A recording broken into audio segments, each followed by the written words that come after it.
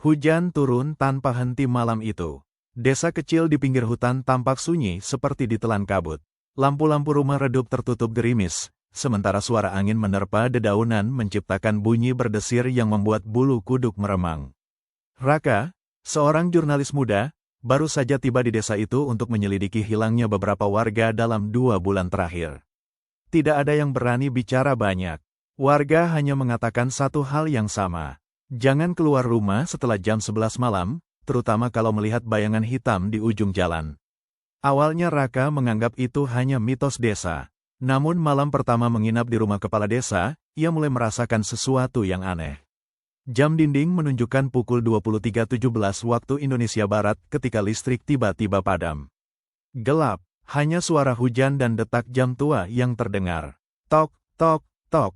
Raka menyalakan senter ponselnya. Cahaya kecil itu menyapu ruangan kayu yang lembab.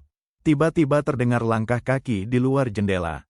Pelan, seperti seseorang menyeret kakinya. Raka memberanikan diri membuka tirai. Dan di sana, ada sosok tinggi berdiri di tengah hujan. Tubuhnya hitam pekat seperti bayangan tanpa wajah. Matanya samar merah menyala di balik gelap malam. Sosok itu diam memandang rumah. Jantung Raka berdetak cepat. Ketika ia berkedip sesaat, sosok itu hilang. Mas, jangan lihat keluar terlalu lama. Suara lirih membuat Raka menoleh. Itu Ningsih, anak kepala desa. Wajah gadis itu pucat. Kalau dia tahu kita melihatnya, dia akan datang. Belum sempat Raka bertanya, terdengar suara keras dari loteng. Brak, seperti ada benda jatuh. Mereka saling berpandangan. Perlahan Raka menaiki tangga kayu menuju loteng dengan senter di tangan. Udara terasa dingin menusuk.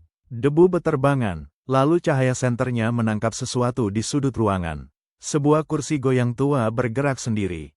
Krit, krit, di atas kursi itu terdapat foto hitam putih seorang pria tua bermata tajam. Siapa dia? Tanya Raka.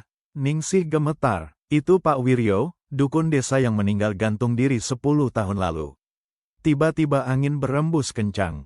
Foto itu jatuh. Dan di balik bingkainya tertulis kalimat dengan tinta merah.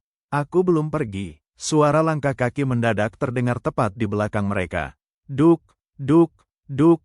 Raka membalikkan badan cepat. Kosong. Namun hawa dingin semakin terasa. Lalu terdengar bisikan berat di telinga Raka. Kembalikan nyawaku. Senter mati. Gelap total. Ningsih menjerit. Di tengah kegelapan, Raka melihat sepasang mata merah perlahan muncul di depannya. Sosok bayangan hitam itu kini berdiri hanya beberapa langkah darinya.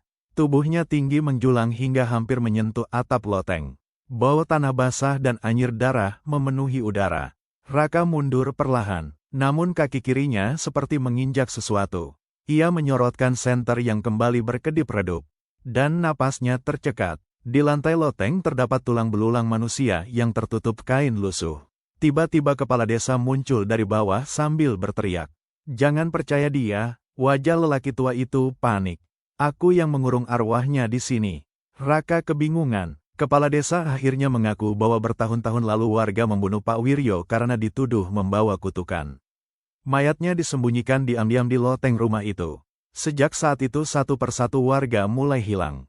Bayangan hitam itu ternyata bukan sekadar hantu, melainkan arwah penuh dendam yang mencari mereka yang terlibat dalam kematiannya. Mata merah itu menatap kepala desa. Angin berputar liar. Lampu tiba-tiba menyala kembali. Dan dalam sekejap, bayangan hitam menerjang kepala desa ke sudut ruangan. Jeritan mengerikan menggema. Ketika semuanya kembali tenang, kepala desa telah hilang. Yang tersisa hanya jejak tanah basah menuju hutan belakang desa. Keesokan paginya, Raka memutuskan meninggalkan desa itu. Namun sebelum pergi, ia melihat sesuatu di kaca mobil. Di kursi belakang, ada sosok hitam duduk diam sambil tersenyum.